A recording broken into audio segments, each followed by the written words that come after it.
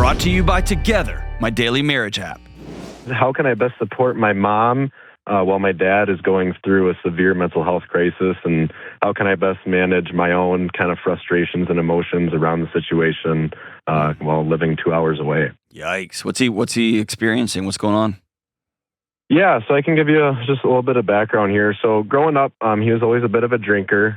Most nights was 4 to 6-ish drinks, kind of zone out, not be very present. Up through high school, we were Hold on. I want to interrupt and break the story a little bit. Okay, is that cool? Yeah, absolutely. And here's two reasons. One main reason. Often when I ask somebody to tell the story, you've told this story a lot, especially in your own mind. And if you think of a railway station, there's a train that just leaves a track and it just goes down that road. And so I want to interrupt that track every once in a while. Is that okay? Absolutely. Okay. Yep. So your dad was not a bit of a drinker. He was an alcoholic. Yes. He was an alcoholic. And that's a hard life for a family. It's really hard for a spouse. It's really, really hard for a kid trying to connect with their dad. Yeah. Right? Okay. Yeah, it was. And I think we were definitely closer while I lived at home in high school. I'm graduated college into the real world now. I'm 24. We were relatively close. He was my soccer coach. We fished a lot, had a relatively good relationship aside from that. Fast forward to now, we've definitely grown apart, and now that I live 2 hours away, I think it's fine when we see each other, but it wouldn't be uncommon to go 2 weeks without hearing from him. Talk to my mom every other day, but I wouldn't hear from him very often. So kind of always had an odd kind of feeling about him. Looking back, probably stems from the alcoholism.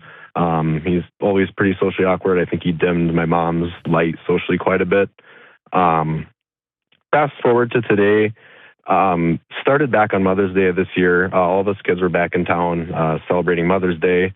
I'm the oldest of 3 siblings. My sister's out of school, and my brother just graduated high school. But we were all home for the first time in a while. My dad kind of sat us all down after church and brunch, and he got really emotional. He apologized for his drinking during our childhood. Basically said that he was 3 weeks sober and planned to start his sobriety journey. Later that week, I got a phone call from my mom saying that wasn't necessarily the truth, and he'd left a lot out.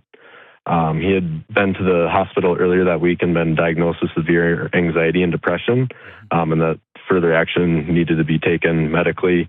From that point, a pretty wild and sudden spiral took place. He really started saying like he sucks at his job and he was going to get fired, which we know was not true from people where he worked. He was really paranoid about the IRS coming to kick us out of the house and arrest him for some like back taxes stuff. He claimed he mishandled estates and grandparents and that he was going to get arrested, stuff like that. My mom convinced him that he needed to go on FMLA so he could speak, so he could go to like more intensive treatment without necessarily permanently losing his job. The doctor he went to wasn't very familiar with his case. It was 6 months or so to see his normal doctor. Went in there, he didn't sign the paperwork. He then went into his HR department at work. We don't really know what was said in the meeting, but he walked out of there having resigned from his job, and that really kicked off kind of the rest of the spiral.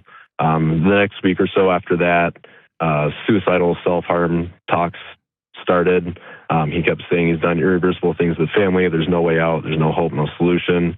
I myself went home, kind of emergency on a Sunday, and had a 4-hour talk with him, and it just pretty much talked in circles for 4 hours. It was really sad and really frustrating. The crisis team was at the house at least twice along when I was there. I was responsible for getting firearms out of the house. That's kind of where things were at that point. Psychotic stuff kind of started after that, psychotic kind of talk. My sister went on a trip overseas while this was all going down, and he was telling people, like our friends and stuff, that she wasn't actually overseas and he doesn't know where she is, but he's going to find out. He claimed that my girlfriend and my sister boyfriend were FBI spies for the IRS. Stuff like the Wi-Fi routers recording him, asking him where the cameras were, etc. So he's decompensating rapidly. Yeah, other than the alcoholism, which he had actually over the past couple of years had really done he noticeably done a really good job of getting treatment and getting help for it. And he was really down to, he was very rarely drinking, if at all. And he had done a really good job. And I think he had maybe a bad night kind of like a relapse that might have triggered all this, and that's what triggered that first conversation. Well, so let me jump in here. Here's what's important, okay?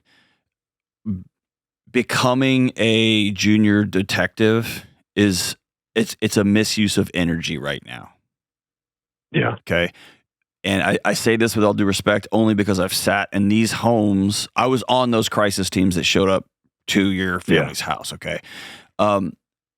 You have no idea how he tried to self-medicate, if he got something from a coworker, if he bought something online, who knows what's happened. Yeah. Yeah. And what I would do is not spend energy on trying to reverse engineer how we got here. You have a very acute situation on your hands. Yeah. And so we're gonna not worry about what happened in the climate 150 years ago that may have changed the weather patterns. We're gonna deal with the fact that a hurricane just blew this house down right now. Yeah. Right. And so whenever I'm sitting with somebody and they're painting a picture for me on what to do with a loved one, a parent, a spouse, et cetera, a kid, I'm always looking for trend lines. Mm-hmm. And the way you're explaining the story and how rapid it is, it's accelerating fast. Yeah. And so because of the psychosis that you've talked about, because he's talked about self-harm, because you've had professionals show up to the house, long conversations aren't the problem here. This isn't a matter of getting all the thoughts in the right order. This is a person who's in the throes of psychosis. And so what I would petition for at this point is your mom's going to have to do this. Yeah. I would petition for, I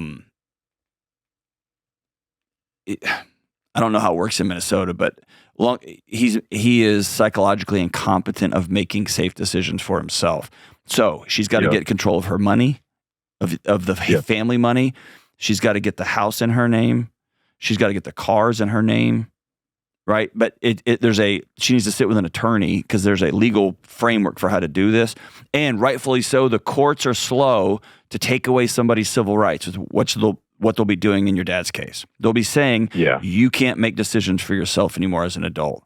There's a pretty high threshold, thank God, but also there's millions of people experiencing some degree of this across the country, and they feel trapped, right? Yeah. But that's what we're going to begin to do, move forward that way.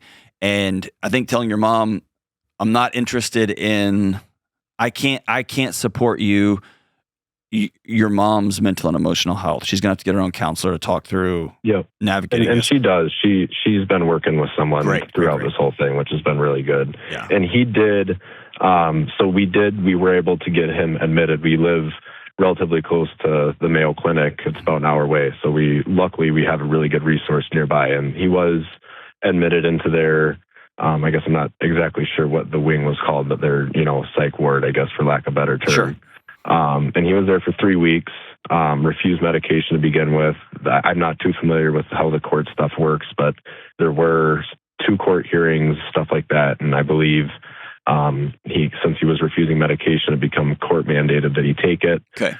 Started medication, started getting better. Sure. And then they ended up releasing him. And that's kind of where we are today. He was good for a couple of days at home, and then pretty much started to go back down the spiral about 5 days ago. Okay. And I think if he misses one more online counseling appointment, the county is at that point has to step in and they will come get him. And I think at that point he goes on what's called a full commitment, is my understanding. Correct. Yeah, he's committed against his will. So you and your family are already past what I suggested, right? So they've gone through the court hearings. The court has declared him unable to make decisions for himself, and so they're stepping in. The challenge for you is to recognize your own grief in this deal, because you're watching your dad dissolve in front of you, and that's heartbreaking. Yeah, it's painful, right? Yep. And it is. What all of us want when we see a loved one falling apart in front of us, and I'm saying this in a crass, unclinical way, right? But when we're watching a loved one just unspool in front of us, it's hard not to constantly be judging where they are right now with where they used to be. Yeah. Yeah. And we spend a lot of energy toggling back and forth but it used to. And if this thing hadn't happened, and the challenge for you will be staying present in the man before me is very, very sick, and nobody in our home has the ability to care for him with the care and support he needs. And so nobody in the world would want a father on full commitment, right? Placed against his will in a psych hospital.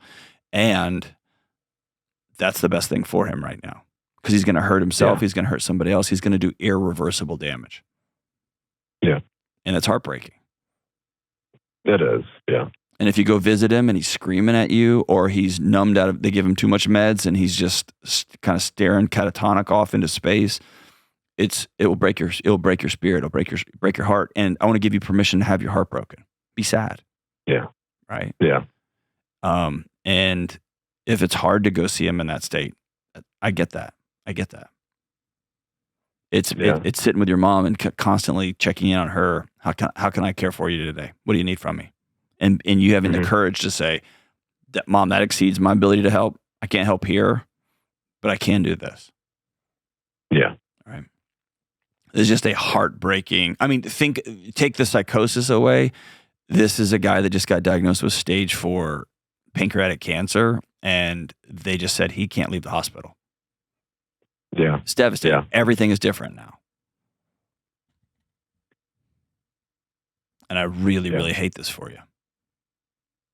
Yeah, I think one thing me and my mom say back and forth to each other a lot is it's unlike anything that we thought would ever, our family would have to deal with or be a part of, or any way to phrase it. Absolutely. But he's clearly had a psychotic break, and like you say, he's at the Mayo Clinic. He's got some of the best care on the planet, and they're saying here's the next right move for him. Yeah. And one of the hardest things for someone who's had a psychotic break is simple mood stabilization. Will you just please keep taking your meds? And there's some amazing transformations that happen when people who've had psychotic breaks, people with schizophrenia, people with like bipolar 1, like true severe bipolar 1, when they take their meds, they're just a different person. And when they don't, they're a very, very different person. And it's heartbreaking. Yeah. Med management becomes a really important thing. And if somebody won't, or is unable to, or won't, or whatever word you want to use, but I'd have as much grace for his actions and behaviors. He wouldn't wish himself in the situation he's in, right? No. Yeah. And so it's a exhale. The one thing I would challenge you with is to write him a letter. And the next time you see him, read it to him. And in many ways, this letter is way more for you than it is for him. But it's you, whether it's the last moments of lucidity he's going to have in his lifetime, or if he can't hear you at all when you read it, I want you to be able to go to his funeral one day. I want you to be able to visit him and he has no idea who you are. I want you to be able to know I said the things I wanted to say. Okay. All right. Yeah, I can do that. And recognize he's a prisoner trapped in his own mind, his own body, and it stinks, man. Yeah. I think that's the hardest part for me, is getting to a place where I don't know if I'll ever accept it, but getting to a place where I can understand this isn't him necessarily doing this. This is a sickness. And it's funny because when we have these conversations, he actually seems very with it, and it's just eerie to know I'm talking to him, but I'm not really talking to him. And it makes it's almost like he's doing it in a way, like in my mind, I'm like, oh, he's being, a jerk or whatever. Right. And I know that's not true, but in my mind, it's just like, oh man, like this is not my dad anymore. Yeah. And for those of us who grew up watching movies and TV, it's unmooring. It is, for lack of better terms, it can be terrifying to sit there and talk with somebody who's amidst a true psychotic break. Yeah. And they're not playing. Like you can have a conversation and you can see, oh, in your bones, you think there's cameras in the doorknobs. You know what I mean? Yeah. If you're like me, I've left multiple of those conversations with a tiny little inkling that maybe I'm bonkers. You know what I mean? I think my mom did check the Wi-Fi router twice. Right. So I mean, I've sat with folks who I know are delusional. They are out of their minds. And I've left and gone to my car and been like, dude, I'm gonna turn the Bluetooth off. Right? You know what I mean? Like, because they're so convincing. And when it's I can't even wrap my head around how hard that would be if it was my dad. Because my dad's not perfect, but I love my dad. And I've created a picture in my head of how his last few years on earth are going to go. And this isn't in that picture. And so reestablishing a new picture, I've got to grieve the fact that I painted this picture of how this was going to play out. And that's not how it's going to play out. It's actually going to play out very, very differently. And I did not have on my bingo card, or I did not have on this picture I painted my dad in a white gown in an institution. I didn't have on my bingo card 45 pill bottles across my mom's kitchen counter. And here's where we are. And so make sure you got a group of guys that you can talk to, you can be honest with. Make sure you're connected with your girlfriend, that y'all have regularly scheduled times where you can just say, hey, I need 15 minutes just to say that I'm sad. Write your dad a letter and be honest in the letter about the stuff, about your childhood stuff. Be honest about the good times y'all had. And then be honest about saying, Dad, I'm not carrying any of that old stuff with us. I see my dad, a shell of himself. I see him hurting. I want you to know that I love you. I forgive you. I love you. And I'm heartbroken with you. And free yourself from carrying around. You don't want to go to his funeral one day. You don't want to go visit him one day and have that nagging feeling, I should have told him. Let's write that letter and let's read it to him and let's tell him. And it may be an exercise where you and your siblings and your mom get together and y'all all write letters and y'all read them to each other, just as a way to grieve the man that we knew is no longer here or is not here in this season. Maybe with some medical intervention and some psychiatric intervention, we'll get him back. But right now he's gone. And it helps metabolize. It helps share that grief with other people who are going through it too. And it helps everybody be honest. If you want to build a better marriage, but you don't know where to start, I want you to try my new app called Together. You'll get daily action steps to help you have a fun, connected, on-fire relationship. It's just $6 a month and your marriage is worth it. Click the link in the show notes or search Together in the App Store.